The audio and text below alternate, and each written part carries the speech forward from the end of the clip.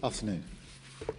The first priority of this government, of any government, is the security and safety of the British people, to defend the national interest, particularly in these volatile times.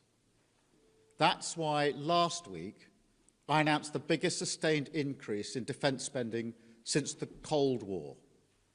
That's also why I met President Trump last week, to strengthen our relationship with America, and indispensable partners in defence and security. And it's why this weekend I've been hosting European leaders here in London to work together for the security of the United Kingdom, Ukraine, and Europe as a whole. Through my discussions over recent days, we've agreed that the UK, France, and others will work with Ukraine on a plan to stop the fighting. Then we'll discuss that plan with the United States and take it forward together. The purpose of today's meeting was to unite our partners around this effort, to strengthen Ukraine and to support a just and enduring peace for the good of all of us. Our starting point must be to put Ukraine in the strongest possible position now, so that they can negotiate from a position of strength, and we are doubling down in our support. Yesterday evening, the UK signed a £2.2 billion loan to provide more military aid to Ukraine, backed not by the British taxpayer, but by the profits from frozen Russian assets. And today I'm announcing a new deal, which allows Ukraine to use £1.6 billion of UK export finance to buy more than 5,000 air defence missiles, which will be made in Belfast, creating jobs in our brilliant defence sector. This will be vital for protecting critical infrastructure now and strengthening Ukraine in securing the peace when it comes. Because we have to learn from the mistakes of the past. We cannot accept a weak deal like Minsk, which Russia can breach with ease. Instead, any deal must be backed by strength. Every nation must contribute to that in the best way that it can, bringing different capabilities and support to the table, but all taking responsibility to act, all stepping up their own share of the burden. So we agreed some important steps today. First, we will keep the military aid flowing and keep increasing the economic pressure on Russia to strengthen Ukraine now. Second, we agreed that any lasting peace must ensure Ukraine's sovereignty and security, and Ukraine must be at the table.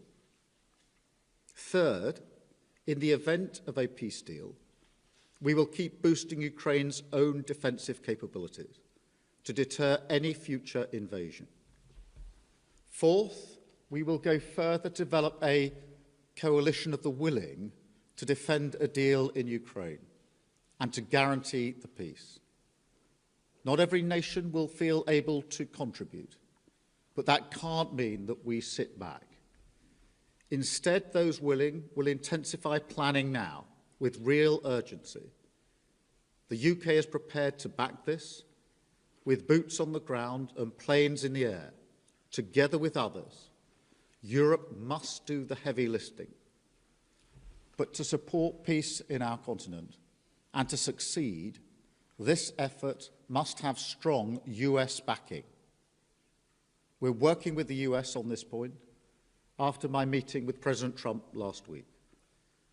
And let me be clear, we agree with the President on the urgent need for a durable peace. Now we need to deliver together. Finally, we agreed that leaders will meet again very soon to keep the pace behind these actions and to keep working towards this shared plan. We are at a crossroads in history today. This is not a moment for more talk. It's time to act, time to step up and lead, and to unite around a new plan for a just and enduring peace. Thank you. I will now take a number of questions, starting I think, with you, Beth, at Sky. Thank you, Prime Minister. Watching President Trump berate a wartime president and defender of European freedom in the Oval Office said to many people what you've already said in a way, that everything has changed. Given that the US has become an unreliable ally, did you as European leaders discuss the prospect of actually going it alone, and actually what the reality of a US pulling out of this, all of this, would mean?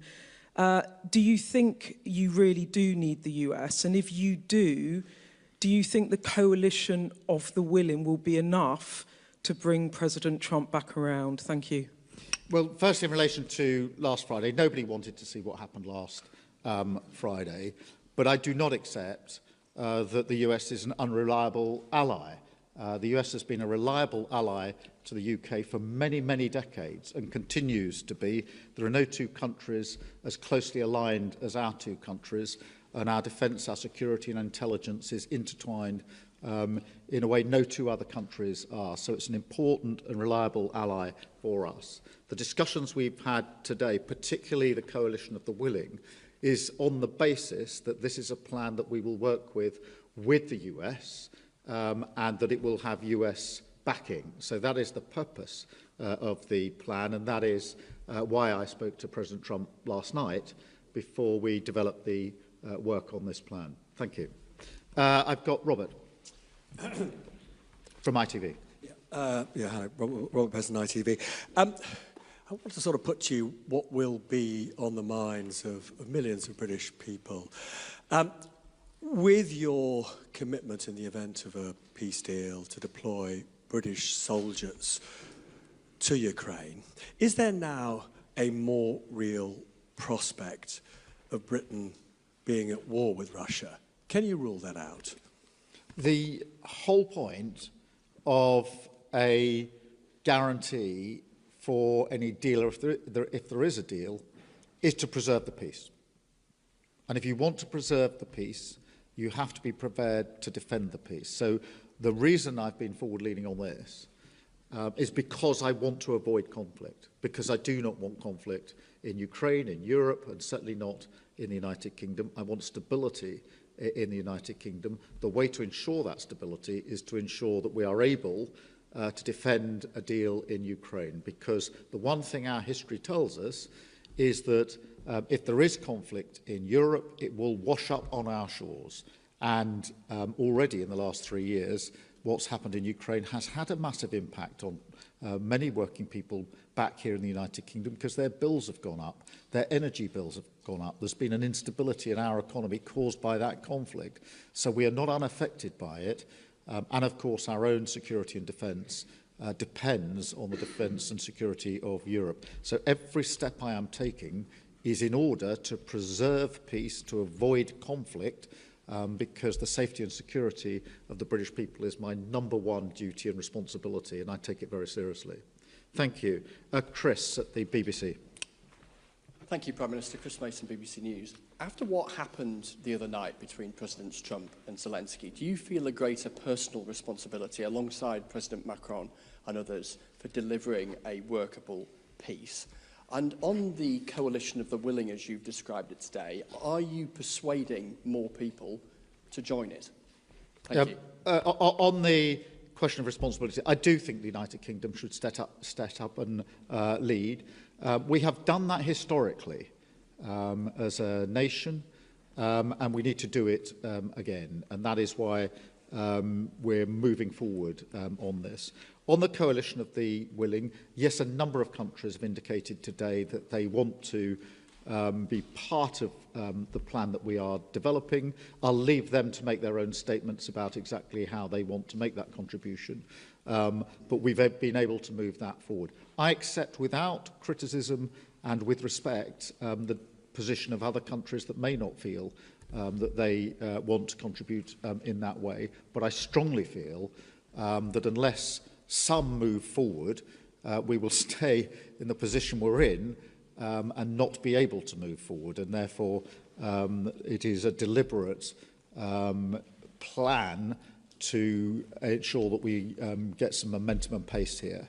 And it is intended to preserve the peace, and it's intended to ensure that we stay in lockstep with the United States, which is my strongly held belief the best way to preserve security and defence in Europe and security and defence in the United Kingdom.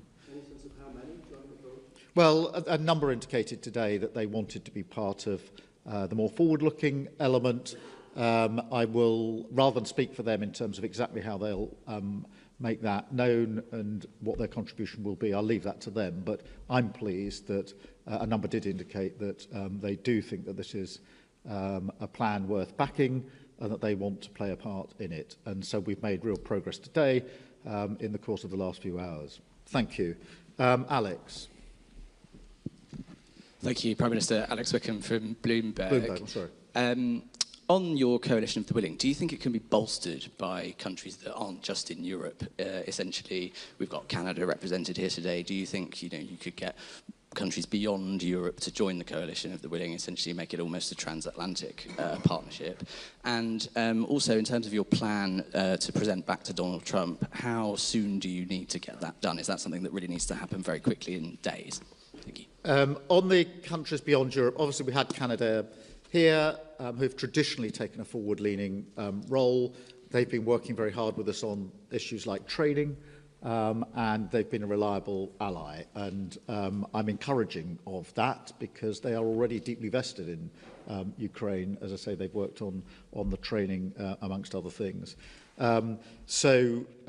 Yes, on the question of the US, look, I spoke to President Trump last night. I'm not going to go through the details of that conversation, but I would not be taking this step down this road if I didn't think that it was something that would yield a positive outcome in terms of ensuring that we move together, Ukraine, Europe, the UK and the US, together towards a lasting peace. And so that's the way I've approached this in the last few days. Hugo, from the I News. Thank you, Prime Minister. Hugo Jai from the iPaper. Obviously, the other party that would need to sign up to any future peace deal is Russia. President Trump has said he wants to talk to Russia. You're coming up with a peace deal without Russia's involvement. What makes you think that Russia can be persuaded to sign up to this deal that's been agreed by its enemies? Well, in the end, a deal will have to involve Russia. Of course it will. But we can't approach this on the basis that Russia dictates the terms of any security guarantee before we've even got to a deal. Otherwise, we won't make any progress at all. It is, for a deal to be done, but if a deal is done, it has to be a deal that is then defended, because what we've seen in the past is a cessation of the hostilities without any backup, and that was readily breached by Russia. And that is precisely the situation that I think we need to avoid this time around, which is why we're going down this road. Antonello, please, from La Repubblica. Thank you, Mr. Antonello from La Repubblica. The Italian Prime Minister, Giorgia Meloni, who you had a bilateral meeting earlier today, said that the West must not split on Ukraine. How can you try to convince Meloni and other European leaders that your plan and your coalition of the willing, is the right thing, and to persuade them to join? And do you fear that the West might split on this? Thank you. Well, firstly, I had a very good bilateral meeting with Georgia this morning. We had the first bilateral brunch, I think, in the history of British-Italian relations. So that was a first. We get on personally very well. And she's very clear, I don't want to speak for her, but I think her position is well known, that Europe and the US have to stand together, and that bond must always be strong. So there's a huge amount of common ground between the way I see this and the way Georgia sees this, particularly the view that it is important for the security and defence of Italy, of Europe and the United Kingdom, that we work as we've always worked closely aligned with the United States. Thank you all very much indeed. Thank you.